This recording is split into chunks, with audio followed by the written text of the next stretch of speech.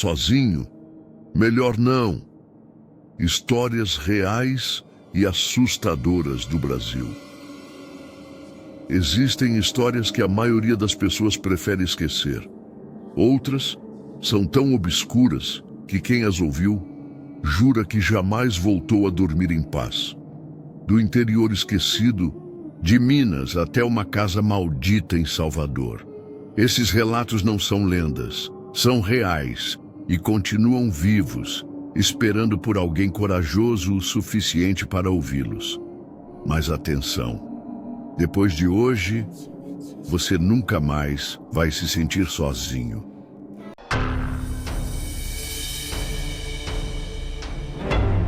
Relato 1. A Casa de Cima, baseada em uma história real acontecida em Juiz de Fora, Minas Gerais. Você já teve a sensação de que tem algo morto bem perto de você e não faz ideia? Minha tia teve, e o pior, não era a primeira vez que isso acontecia naquele lugar. Minha tia, a dona Alzira, sempre morou em Juiz de Fora, interior de Minas. Depois que ficou viúva, ela comprou uma casinha simples num bairro mais afastado do centro, numa rua de ladeira que só sobe, dessas com poste enferrujado e cachorro latindo a cada esquina. Era um duplex bem antigo, dividido em 2 lares. Ela ficou com a parte de baixo e alugava o andar de cima para complementar a aposentadoria. Por muitos anos tudo correu bem, mas um dia ela alugou para uma senhora chamada Dona Olívia. Idosa, calada, andava curvada, usava uns vestidos antigos que pareciam saídos de outro século. Sempre sozinha.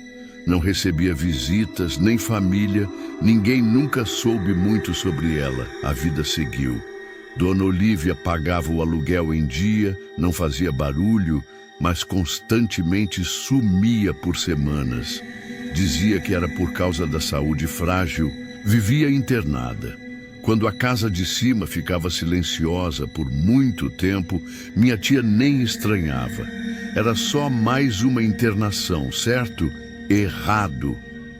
Certo dia, minha tia ligou para minha mãe, toda incomodada. Tinha um cheiro insuportável vindo da escada interna que ligava os 2 andares. Era um fedor que subia da cozinha da Dona Olívia e invadia até o corredor dos fundos da casa da minha tia. Ela disse que parecia carne podre misturada com produto de limpeza barato. Um cheiro molhado, ácido, que grudava nas narinas. Minha mãe, sempre meio mórbida, soltou uma brincadeira que ficou ecoando no telefone. Vai ver, a véia morreu aí em cima. E o cheiro é ela. Minha tia ficou enojada e mandou ela calar a boca. Mas depois ficou pensativa. Muito pensativa. Ligou o telefone, sentou no sofá e começou a encarar o teto. Não ouvia mais passos. Não ouvia mais descarga. Não ouvia nem o barulho da TV que Dona Olívia costumava deixar ligada o dia todo. O silêncio, de repente, parecia alto demais. Minha mãe insistiu. Liga para o SAMU ou para os bombeiros. Inventa que é um vazamento de gás, qualquer coisa. Só para eles entrarem lá e conferirem. Foi o que ela fez. Menos de 1 hora depois, minha tia ligou de volta para minha mãe. Ela estava histérica. A voz dela mal saía, mas o que ela disse foi o suficiente para gelar o sangue. Ela está morta. Estava ali, no chão da cozinha, já em decomposição. Os bombeiros disseram que o corpo da Dona Olívia já estava lá há pelo menos 4 dias. A pele tinha se soltado de partes do rosto. A carne tinha escurecido. A barriga estava estufada. E o cheiro? Era ela. O cheiro da morte invadindo a casa inteira. Minha mãe, do outro lado da linha, ficou em choque. Quase não acreditou, mas o pior ainda estava por vir. Você acha que essa foi a única morte naquele apartamento? Anos antes, quando a casa ainda era do marido da minha tia, o pai dele, O sogro da minha tia morava exatamente no mesmo andar de cima. Ele também morreu ali, dormindo, sozinho, mesmo cômodo, mesmo lugar. Desde então, minha tia deixou o andar de cima completamente vazio. Nunca mais alugou. Nunca mais subiu lá. Ela jura que, às vezes, quando a casa está completamente em silêncio, escuta alguém andando pela cozinha lá em cima, pés arrastando, a cadeira rangendo, uma tosse seca. Só que ninguém mais mora lá. Ela instalou até uma tranca reforçada na porta de acesso. Mas nada impede o som, nem o cheiro, nem os pesadelos. Se duas pessoas morreram no mesmo lugar, será que o problema está na casa? Ou em quem insiste em viver embaixo dela?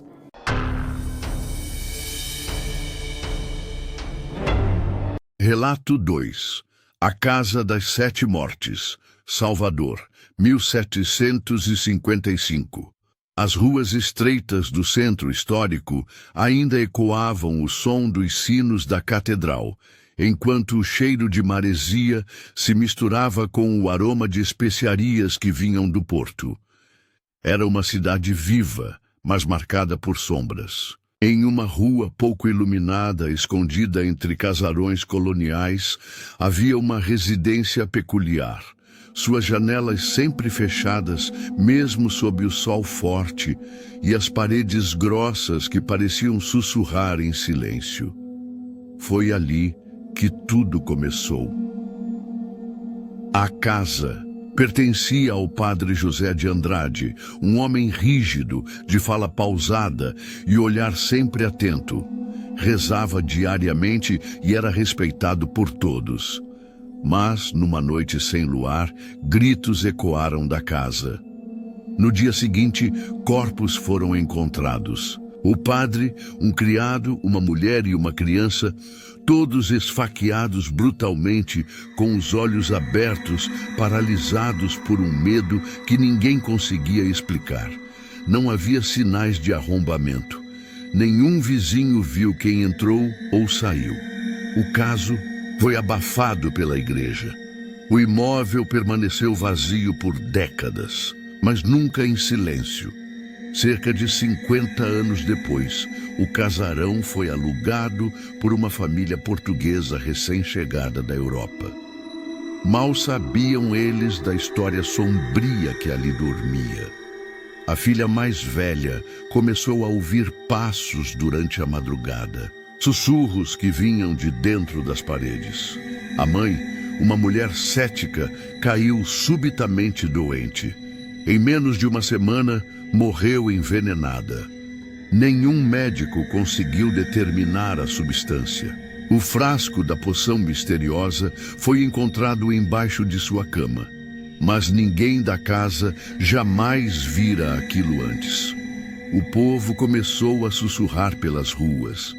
Diziam que a casa era amaldiçoada, que os 7 mortos originais não descansavam. Outros contavam sobre um ritual secreto, feito antes da chegada dos portugueses, que ligava aquela terra a uma força ancestral, algo pré-catolicismo, pré-colonialismo. Uma entidade sem nome, cuja presença era marcada por um frio seco, que surgia mesmo nos dias mais escaldantes. No século XX, a casa virou ponto turístico informal. Jovens corajosos se desafiavam a entrar durante a noite. Alguns saíam rindo, outros não falavam mais do assunto. Um grupo de estudantes da UFBA decidiu filmar uma sessão espírita no local. A câmera tremia enquanto uma médium tentava invocar os espíritos. O vídeo mostra a vela se apagando sozinha e um sussurro captado no áudio. Mais um. Falta um. A gravação termina abruptamente com o som de uma respiração ofegante. Hoje, a Casa das Sete Mortes permanece de pé. As janelas continuam fechadas. O interior é úmido, o ar pesado. Muitos dizem que os visitantes sentem dor de cabeça, náusea ou vertigem ao passar na calçada. Alguns juram ver silhuetas pelas frestas da madeira velha. Especialistas em fenômenos paranormais já tentaram investigar, mas os equipamentos param de funcionar, as baterias drenam. Nenhuma explicação satisfatória foi encontrada. A última vítima foi em 2003, um historiador que investigava os crimes originais. Foi encontrado morto dentro da casa, com o rosto paralisado por um terror indescritível. O relatório policial foi lacrado. Ainda hoje, se você passar na frente da casa após o pôr do sol, pode ouvir um sussurro vindo lá de dentro. Uma voz feminina rouca cansada que repete sempre a mesma frase. Ainda falta um...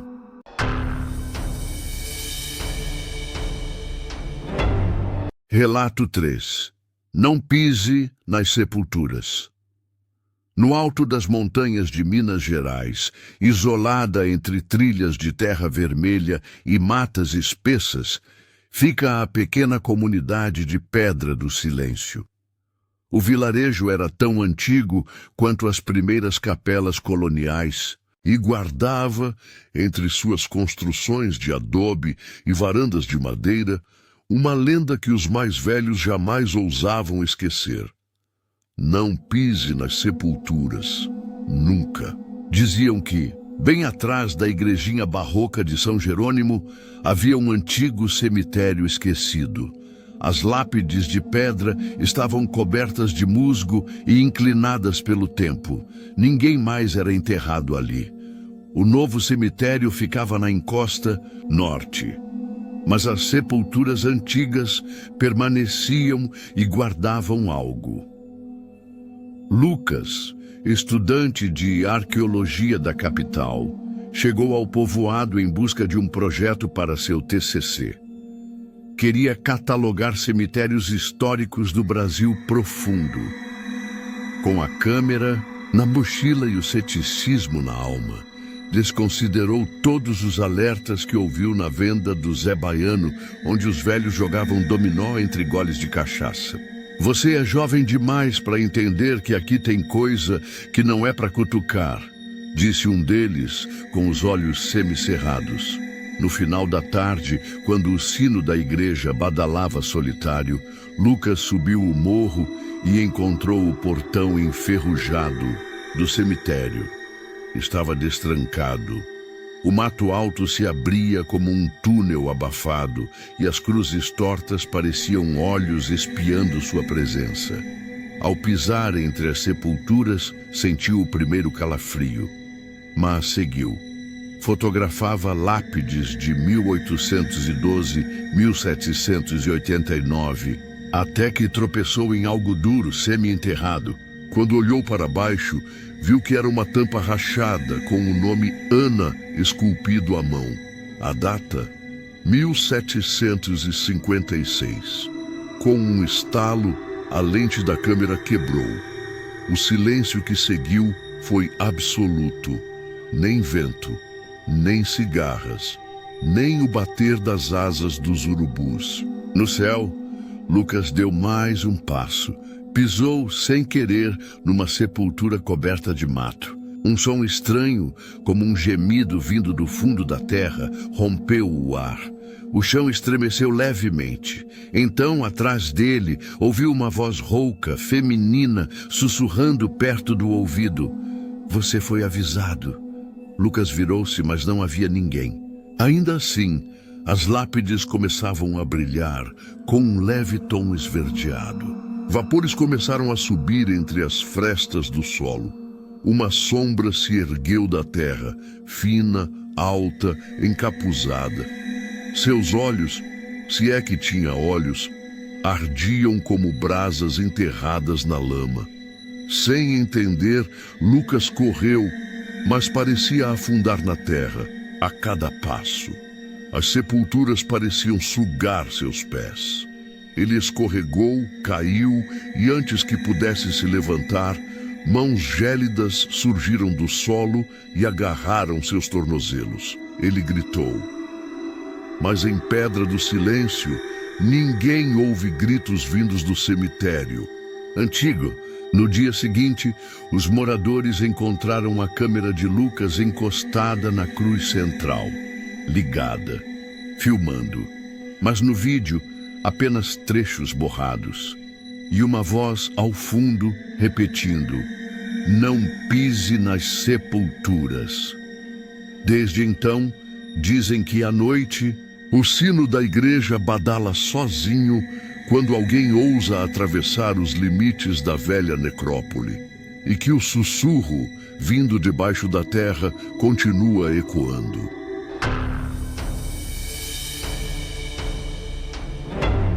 Relato 4. Bloody Mary. Essa história aconteceu comigo e 2 amigos quando tínhamos por volta de 18, 19 anos, em uma cidade do interior de Goiás, daquelas que ficam bem quietas à noite, com as ruas quase desertas depois das 22. Naquela época, a gente era fissurado em histórias de terror. Nada nos assustava de verdade. Filmes, livros, lendas urbanas. A gente consumia tudo. E o nosso passatempo favorito era nos reunir na casa do Ramon. Uma casa antiga, de 3 andares, com paredes descascando e varandas com azulejos quebrados. A casa ficava num bairro afastado, meio esquecido, onde o sinal do celular vivia falhando e os postes de luz piscavam sem motivo. Numa dessas madrugadas, acendemos o narguilé como de costume e começamos a falar sobre lendas brasileiras. Foi quando alguém, acho que o Vini, falou da Bloody Mary. Segundo ele, tinha uma versão antiga da história que circulava ali na região, trazida sabe-se lá por quem, e misturada com o folclore local. Uma mulher acusada de bruxaria no século XIX, que teria sido morta injustamente. E a lenda dizia que, se fosse chamada 3 vezes diante de um espelho com a água correndo, ela apareceria. O desafio estava lançado. Eu topei. Sempre fui o mais cético dos 3. Me tranquei no banheiro do 1º andar, onde o espelho antigo, quase todo embaçado pelo tempo, parecia um olho morto olhando de volta. Apaguei a luz, deixei a torneira pingando e repeti 3 vezes: Bloody Mary, Bloody Mary, Bloody Mary. No começo, nada. Mas assim que terminei, senti uma pressão no ouvido, como se o ar tivesse sido sugado. A torneira, que estava pingando devagar, começou a jorrar água sozinha. O espelho ficou embaçado e uma forma começou a aparecer nele. Não era reflexo, era como se estivesse dentro do vidro. Uma silhueta magra, cabelos longos, pele pálida e os olhos vermelhos como brasa. Saí correndo, rindo e tentando convencer os caras de que era pegadinha. Mas confesso, minha garganta estava seca e meu coração disparado. Pouco depois, decidimos dar uma volta na avenida principal para aliviar a tensão. Era por volta de 2 da manhã e a cidade estava morta. Só ouvimos um ou outro cachorro latindo e o som distante de um rádio ligado. Foi quando um carro preto, antigo, um Santana, eu acho, passou a centímetros de mim, acelerando como louco. O estranho é que o carro freou uns 50 metros à frente e deu ré, na nossa direção. Rápido demais, como se o motorista soubesse exatamente onde a gente estava. Corremos, mas o carro continuou vindo. Até que de repente ele parou do nada, com os vidros completamente escuros. A gente se escondeu numa rua lateral. E os cães, que sempre latiam ao ver gente estranha, estavam mudos. O silêncio era tão espesso que doía. Voltamos para a casa dos Ramon ofegantes. E o carro sumiu. Naquela mesma noite, ao passar pelo banheiro, vi que o espelho tinha uma marca, como uma mão espalmada escorrendo algo escuro, como ferrugem ou sangue seco. Desde então, o banheiro ficou estranho. Vários vizinhos contaram que ouviam o som da água abrindo sozinha às madrugadas, mesmo quando ninguém estava em casa. E o pior, uma mulher foi vista pela vizinhança. Sempre de branco, cabelo cobrindo o rosto, parada na frente da casa, em noites de lua nova.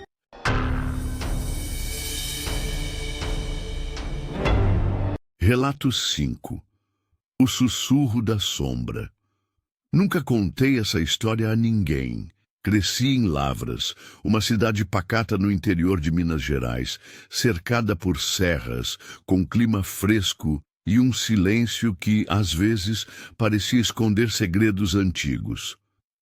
Quando eu era pré-adolescente, minha mãe era muito amiga da Dona Lourdes, que tinha 2 filhos, o caçula, Tiago, que era da idade do meu irmão, e a mais velha, Mariana, 1 ano acima de mim.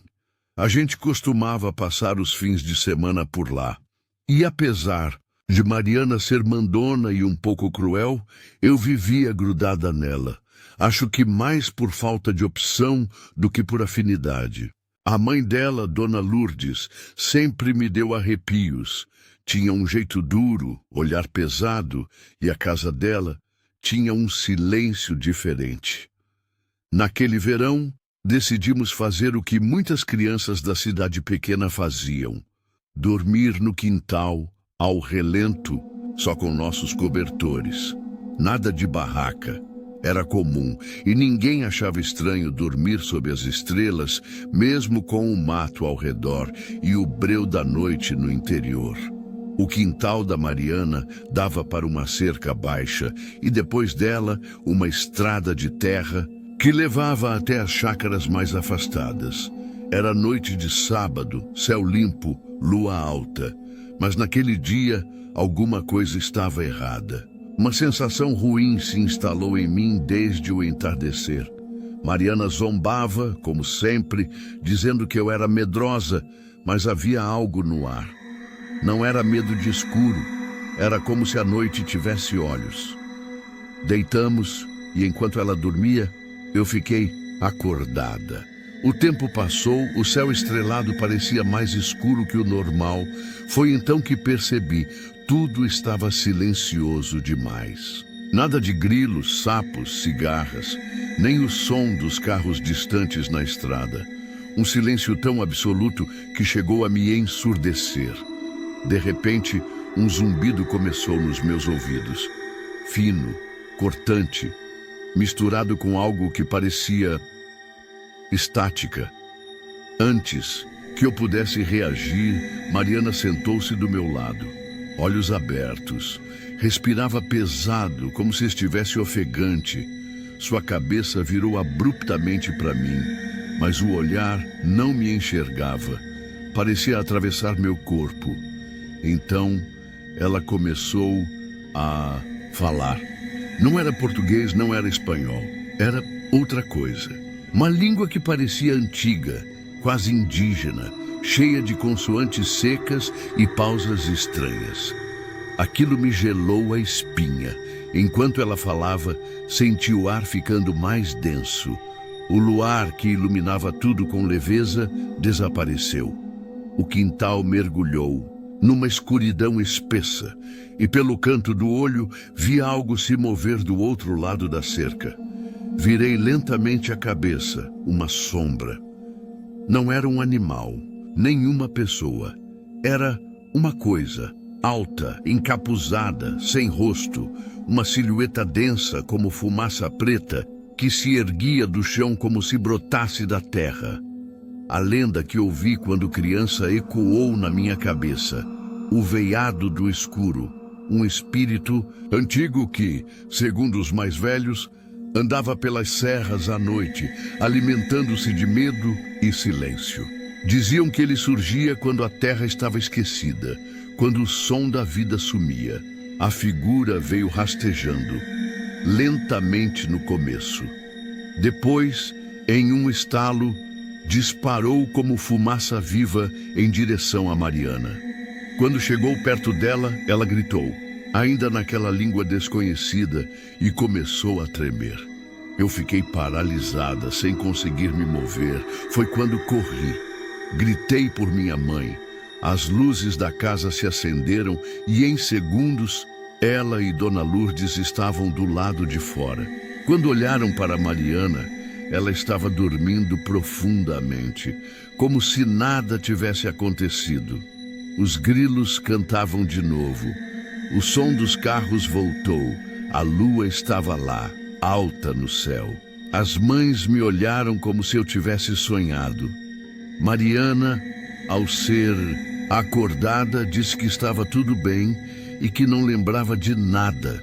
Dormi na sala aquela noite, de olho na janela, com medo da sombra voltar. Nunca contei essa história a ninguém. Mas de vez em quando a noite está silenciosa demais, sinto aquele mesmo arrepio.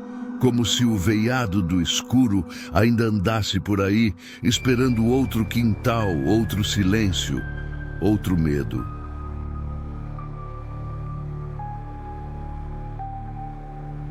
Se você já passou por algo parecido ou tem alguma teoria sobre o que aconteceu, deixe seu comentário aqui embaixo.